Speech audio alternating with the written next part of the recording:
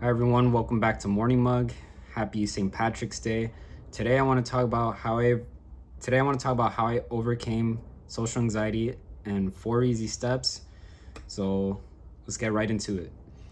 The first thing is to practice talking to people no matter where you're at and just identifying the level of conversation you're having. You know, if you're going to a store and you're at the cash register, don't expect a long and meaningful conversation. You can interpret meaning however you want it to. Like if someone says hi to you and you find that to be something that, makes you feel good. I mean, that's not a bad thing, but, don't make something more than it is, really, because I think a lot of times we confuse ourselves with like the level of a conversation.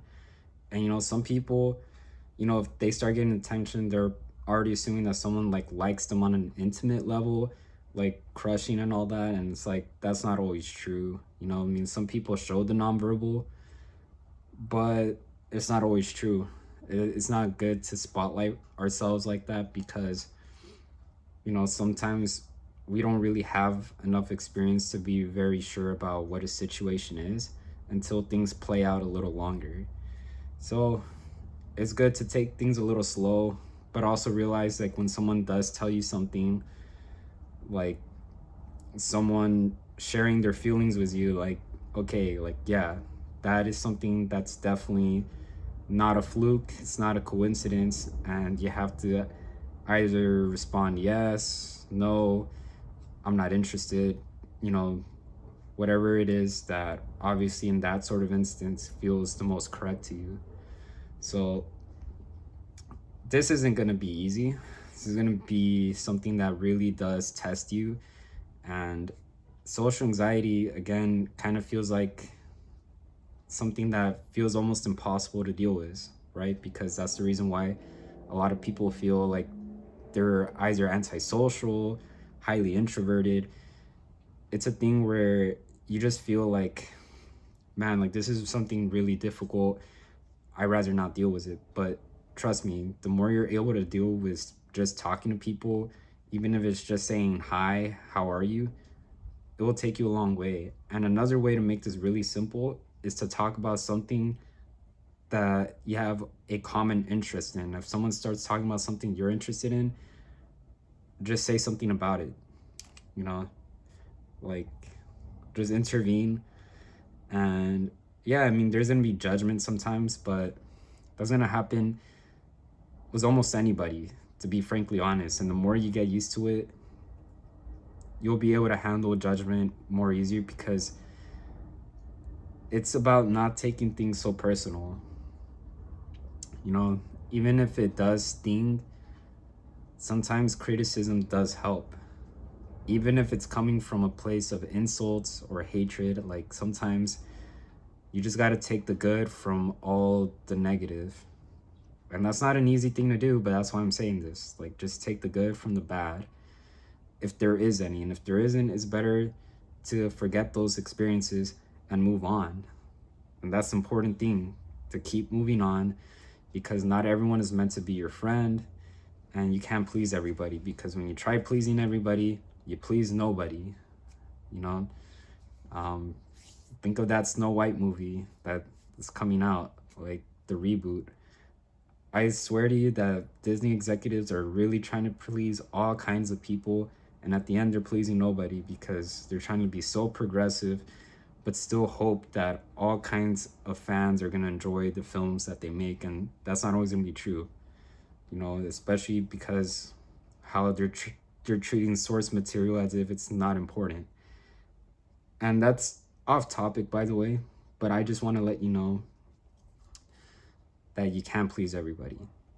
You got to be comfortable with yourself before meeting people that you want to have meaningful conversations with, because you know yourself enough to really be able to say the right words, communicate the right thoughts.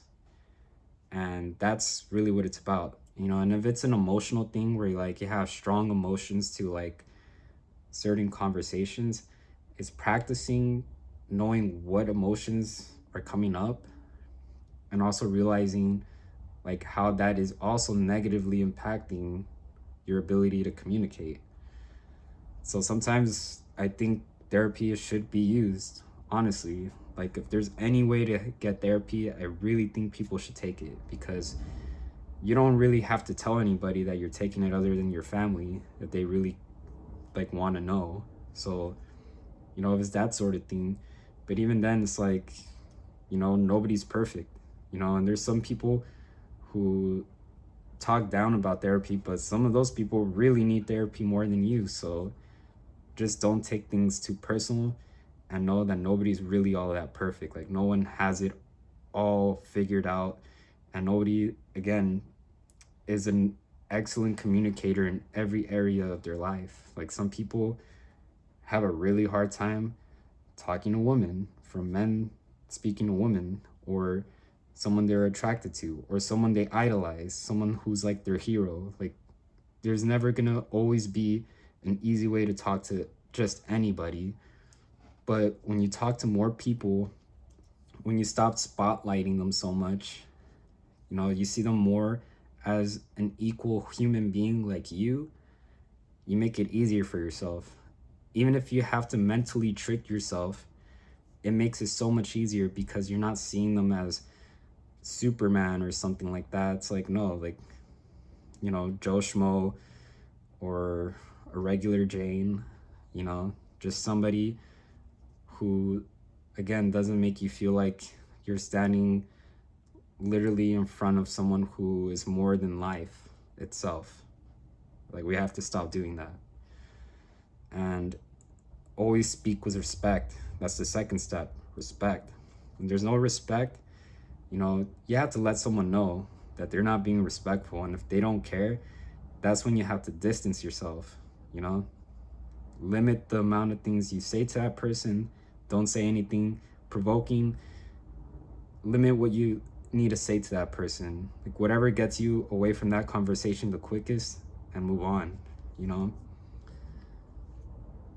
And yeah, that's just really all there is. Because yeah, some people are really gonna make you want to say something you shouldn't, and you shouldn't just lean into that, Like someone is really not that interesting enough for you to really need to say something to really like keep giving them more ammunition, because that's all they really want,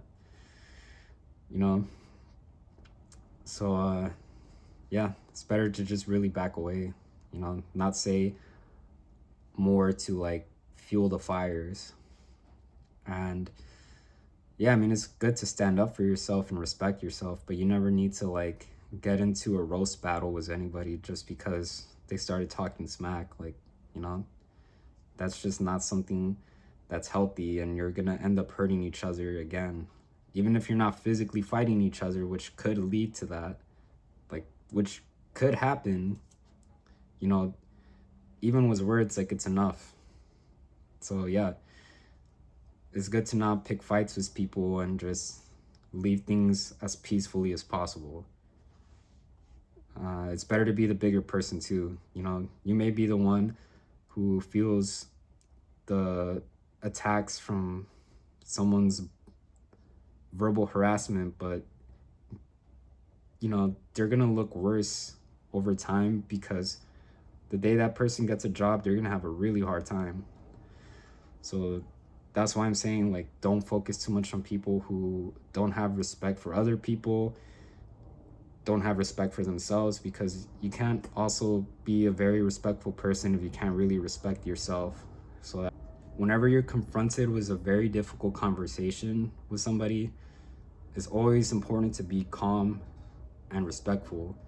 Just think about people in customer service who deal with difficult people all the time. They always have to remain calm. And I know that calm isn't something that is given to everybody. Like, high pressure really breaks people sometimes. So it's just good to practice, keeping, like, staying strong under tension, because yeah, like I said, there's gonna be people who are disrespectful, people who are rude, people who are gonna try to trigger you. But it's good to just not give in, say the least amount of words that are necessary just to get out of the conversation. You know, like, this isn't a person you're going to be friends with, obviously. So it's just best to find a solution for whatever the problem needs, even if it means like maybe you're not at work and this is just a person, you don't need to give them your time. You know, you got better places to be. And you don't even have to say it like that. You just like, oh, I got something to do, got somewhere to go. Sorry, can't talk right now. You know, just something that is obviously not trying to show blatant disrespect, again, because you're just fighting fire with fire and you're making things worse. It's just backing away peacefully from a problem that can become much worse. And when you need to cut people out, you cut them out. You know, sometimes they don't even deserve an explanation. I know that's called ghosting, and I know some people really hate that, but some people really don't need anything else but to be ghosted, because they're never going to change, unfortunately. Some people just won't change. Some people are going to be really toxic. And that's when I truly think it's okay to ghost people. They don't deserve to know why. You just do it and you focus your time on things that are better for you. You don't ever want to do this if it's something that has to do with work. You know, you're going to get fired. So just make sure that when you're taking this advice, that every situation is going to be different. Not every situation is going to be the same, you know? And this is also to help, you know, becoming less socially anxious. You're probably still going to be introverted. You're probably still going to prefer not talking to a lot of people, and that's totally okay. But what's not okay is that you go on life feeling like you're never able to talk to anybody. That's a really bad thing, because you're not going to see a lot of opportunities to share fun experiences. It's going to be really hard to get a job, which is something I would argue that's even more important. And then also it's going to be really hard to date anybody, because unfortunately, especially as a man, and if you're a man wanting to speak with women, you have to be more dominant on the side of being able to hold a conversation with somebody, to be straightforward, to break the ice, break the barrier of, you know, getting to know somebody. That's all it really is. And you'll know if someone wants to talk to you. You know, when someone's on their phone, that's a social barrier. That's telling you that whatever's on their phone seems to be more important. And sometimes you can ask something even if someone's on their phone. It's totally okay. But if they're really trying not to talk to you, they will show you before they even say anything. If they look away, they move away, you already know that that person just isn't for you. You know, even if they straight up insult you, you just have to know the social cues. Some people are going to be more respectful and be straightforward with you and say they're not interested, they're seeing somebody else. And I think that's great. You know, that's really what it is. And yeah, it's going to be painful. Rejection doesn't come easy to anybody. And that's an important thing to remember. You're not going to be the only one who ever feels the pain of rejection. But it's always important to move on and know that there's going to be someone else who's better. And you just have to be willing to be able to forgive the past for what it is and embrace a better future. Just try different things. Identify like what's caused you problems. You know, get therapy if you need it. And always try something that's different than what you've already been doing, because maybe something really does need a change. Maybe I don't know that exact problem for you, but I know that for me, it was just insecurity. You know, it was really just insecurity. I had to be more comfortable in my skin and be more okay with myself before I felt more comfortable speaking to other people, and always showing respect. I respect myself, I respect other people, and I read the room. You know, I see what a conversation needs to be was in a certain situation, you know, and then when it's with friends, it's more loose, you know. You still want to keep respect generally, because if people start disrespecting you, that's never really a good sign. And that's with anything else too. Like if anyone for any reason disrespects you, that's never something good. And that needs to be talked about with that person. Like establish boundaries on what's okay and what's not okay. This is going to be very different if it's like with family and it's like a deeper issue. Again, it's why I say therapy. But this will also really depend on your age too, because you know, not everyone can just get up and leave. You know, sometimes you have to grow up a little bit before doing that. So yeah, distancing can be good sometimes. The third thing is, don't always be too serious. You know, it's okay to joke around and tease a little bit.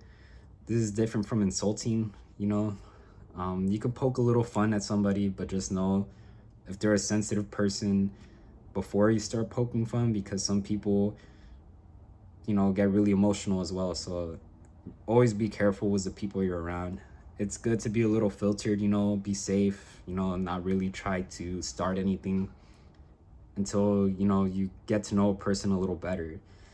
So that's just some word of advice, you know, just take the safe route whenever you're barely knowing somebody, because you really don't know how they're going to react if you start being a little loose and, you know, carefree and joking. Not everyone can handle that. So it also just is a thing where, like, if you're, there's also a thing where if you are joking too much, people won't take you as serious, because again, people who joke try to make fun of things and take the seriousness out of a situation, you know. So you don't want to be too serious, and you don't want to be a joker either. You also don't want to be the clown either. So it's like finding a good balance between serious, making some jokes, but not being the clown. That's all it really is. And I would say the fourth thing is to be yourself. And I know that for some people, that's cringe, that's awkward, it's weird, it's unrealistic, but you have to hear me out first. What are the positive things about yourself that you can capitalize on? I'm not talking about the negatives, okay? Because I think people think like, oh, like, I just love playing video games and being on my phone all day. It's like, no, like, what are the things that you do as a person aside from that that really makes your day go well? You know, and this can be really simple. It can be as simple as getting your chores done, having a clean car, having a clean room, being interested in finances, being interested in budgeting, something, you know, like something. Multiple things is also almost even better. So focus on the positive things in your life. I'm not saying that gaming is bad, but being on your phone for sure all day, like, yeah, that can be really bad. Gaming can also be bad too if you do it too much and you're not doing it as a career. Like if you're not gaining anything but lost time, not really a good thing. So, you know, if you want to game for an hour or two, that's fine. You know, sometimes it's good to have gaming sessions that are a little longer, but I wouldn't push it too much, honestly. Like, you know, even for some people, 1 hour is already enough. You just have to know yourself really well. And being able to focus more on the things about yourself that are positive. You know, what are your interests? What are your hobbies? What are your ambitions? And when you know yourself more, it's easy to gravitate towards people who are similar to you. That's why you want to be the truest version of yourself, because those are the people you're going to surround yourself with if that's the energy that you bring. So energy attracts energy. So it's really good to throw the energy that is the most authentic version of yourself. You don't want to be someone you're not, because then you're lying to yourself, you're lying to other people, and they'll catch on eventually. So why lie? It's just better to be the person that you are, so that you can get closer to the people or person that you really want to know in your life. So that you get closer to people you really want to be around in your life, you know? Even with a potential dating partner who can become someone more than that. Like, it's really important to be the most honest version of yourself. There's really not much more I can say than that. And there's really not more that I can say apart from that. So that's all I really have for today. Thank you for making it this far into the video. Like and subscribe if you enjoy this content, and I'll see you in the next one.